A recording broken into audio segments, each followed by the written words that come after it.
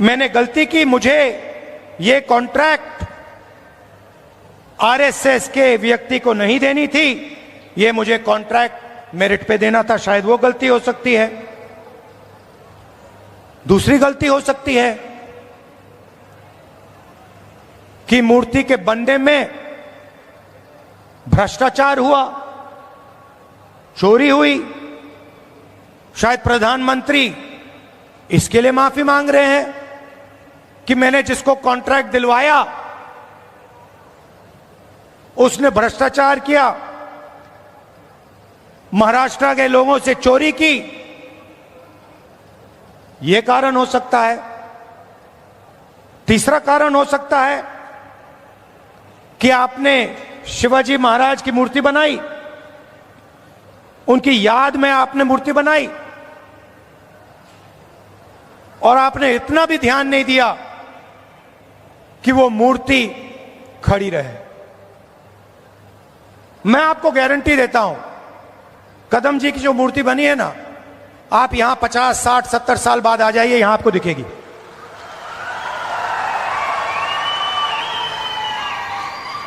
और शायद सबसे बड़े महापुरुष शिवाजी महाराज जी की मूर्ति बनती है और कुछ ही दिनों में भ्रष्टाचार के कारण, गलत व्यक्ति को कॉन्ट्रैक्ट देने के कारण वो मूर्ति गिर जाती है।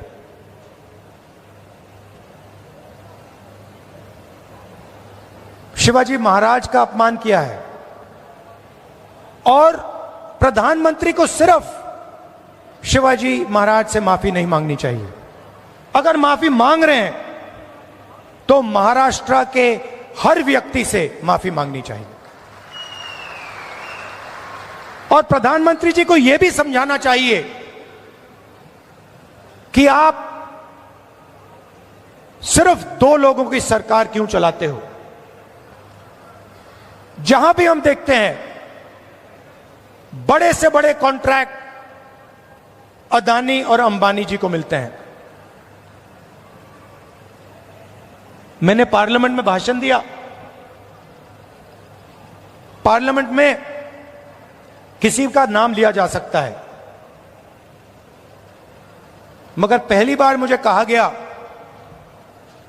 कि पार्लियामेंट हाउस में अपने भाषण में मैं अदानी और अंबानी का नाम नहीं ले सकता हूं। तो फिर मैंने कहा ठीक है भैया, आप चाहते हो कि मैं ना लूं, मुझे कुछ ना कुछ तो कहना पड़ेगा। अगर अंबानी अदानी नहीं चाहते हैं तो मैं कुछ और कह देता हूं। तो मैंने उनका नया नाम बनाया है A1 और A2। पूरा का पूरा काम A1 और A2 का हो रहा है। प्रधानमंत्री जी ने इसके लिए माफी किसी से नहीं मांगी।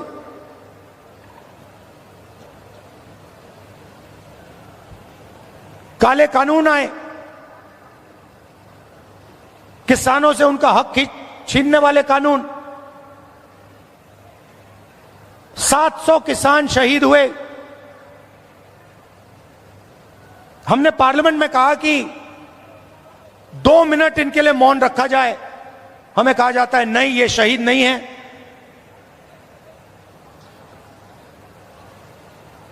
दो लोगों को फायदा पहुंचाने के लिए हिंदुस्तान के सारे स्मॉल और मीडियम बिजनेसेस को खत्म कर दिया। जो लोग इस देश को रोजगार देते हैं उनको नोटबंदी से, गलत जीएसटी से आपने खत्म कर दिया। अरबपतियों का रास्ता खोलने के लिए उनसे भी आप माफी मांगिए, नोटबंदी की माफी मांगिए, गलत जीएसटी की माफी मांगिए।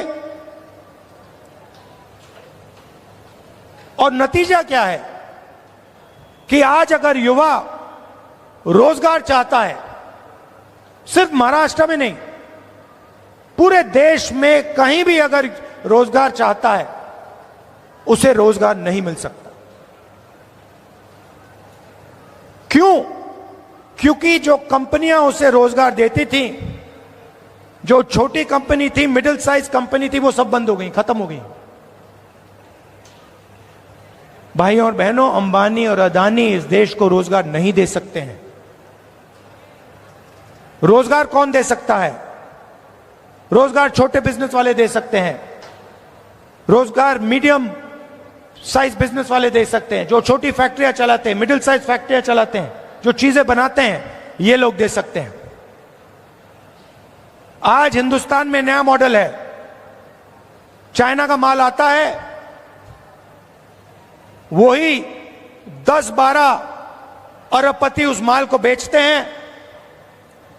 आप मोबाइल फोन के पीछे देख लीजिए मेड इन चाइना, शर्ट के पीछे देख लीजिए मेड इन बांग्लादेश, जूते के नीचे देखिए made in Vietnam, made in Maharashtra, made in India, आपको कहीं नहीं दिख सकता। और ये सारा का सारा माल ये अरबपति बेचते हैं। नुकसान किसका होता है? हिंदुस्तान के युवाओं का होता है।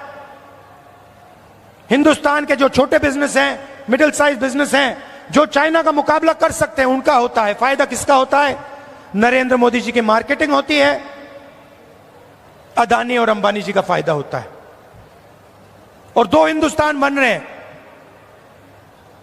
एक अरबपतियों का, उसमें 20-25 लोग हैं, और दूसरा मजदूरों का, किसानों का, बेरोजगार युवाओं का।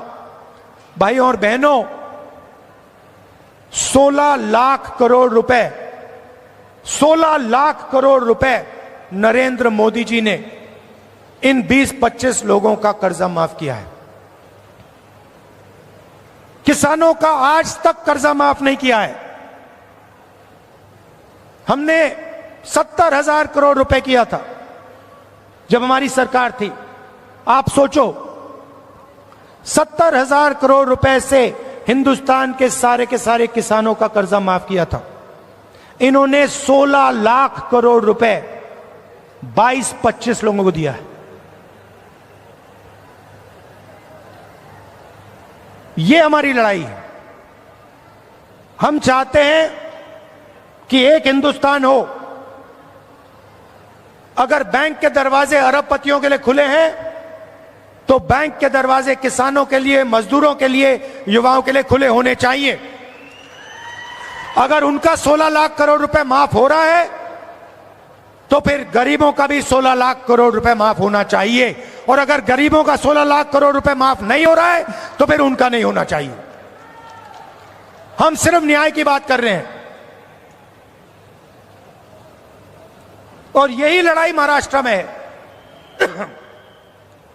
आप यहां का इंफ्रास्ट्रक्चर देखिए, यहां बेरोजगारी देखिए। Thank you. बेरोजगारी देखिए, हर एरिया में आपको भ्रष्टाचार दिखेगा। जहां भी आप देखोगे सड़क बनती है, भ्रष्टाचार, सरकारी भ्रष्टाचार से बनी है, सरकारी चोरी करके बनी है, सरकारी एमएलए को पैसा बन के दे के बनी है। ये बीजेपी की सरकार नहीं है, ये आपकी सरकार थी। इसको तोड़कर चोरी करके ले गए ये लोग। तो जहां भी आप देखोगे आपको भ्रष्टाचार मिलेगा। बाहर के लोग यहां आकर आपके कॉन्ट्रैक्ट ले जाते हैं, दूसरे स्टेट के लोग यहां आकर आपसे कॉन्ट्रैक्ट छीन जाते हैं। ये हम बदलना चाहते हैं। और मैं जानता हूं कि आप सब कांग्रेस पार्टी के कार्यकर्ता, मोहब्बत की दुकान वाले कार्यकर्ता, बब्बर शेर, मैं जानता हूं कि यहां पे आप महाराष्ट्र की सरकार लाने जा रहे हो। अपना खून पसीना देकर महाराष्ट्र की जनता की सरकार, किसानों की सरकार, बेरोजगार युवाओं की, मजदूरों की सरकार, हर वर्ग की सरकार आप लाने जा रहे हो। जहां भी आपको मेरी जरूरत होगी मैं आ जाऊंगा। आपको सिर्फ ऑर्डर देना है कि राहुल आपको यहां आना है, यहां आना है, यहां आना है, मैं हाजिर हो जाऊंगा। अंत में मैं आप सबको दिल से धन्यवाद देता हूं।